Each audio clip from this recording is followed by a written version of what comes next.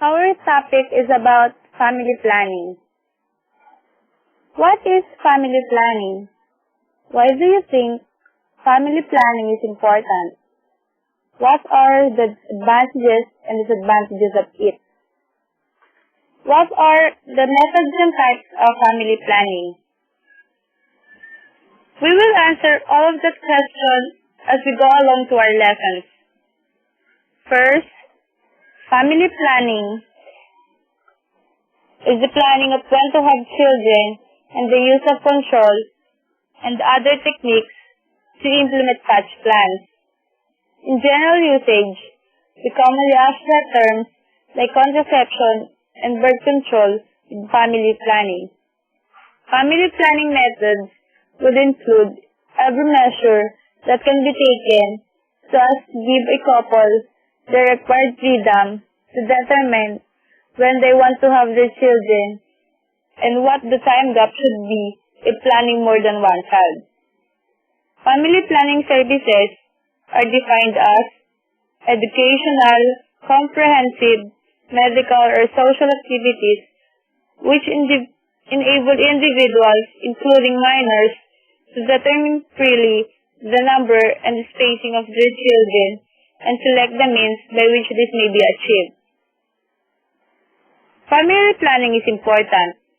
It's not only to avoid the impending disaster of overpopulation, but also for the well-being of mother, since it avoids unnecessary abortions and also reduces the number of times a woman gives birth. Family planning would also lead to enhancement in the health of the baby that is born, since a healthy mother would definitely give birth to a healthy child. There are two types of family planning. One is the artificial method, and the other is the natural family planning, in which a woman's natural infertile phases are emphasized upon. One example of artificial family planning is the tubal ligation, whereby the fallopian tube are occluded by cautery, crushing, clamping, or blocking, and thereby preventing passage of both sperm and ova. The most common operation to achieve tubal ligation is laparoscopy. Complications include bowel perforation, hemorrhage, and the risk of general anesthesia with the procedure.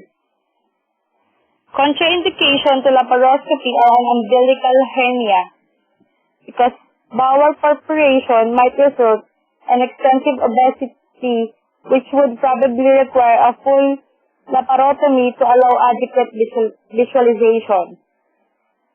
A woman may return to having coitus as soon as 2 to 3 days after the procedure because it provides immediate contraception.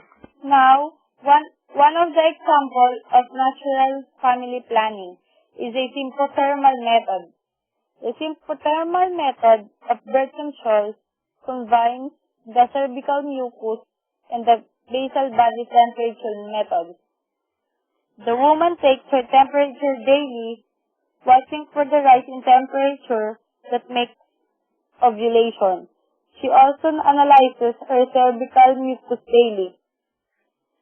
The couple must abstain from intercourse until 3 days after the rise in temperature or the 4th day after the peak of mucus change, because these are the woman's fertile days.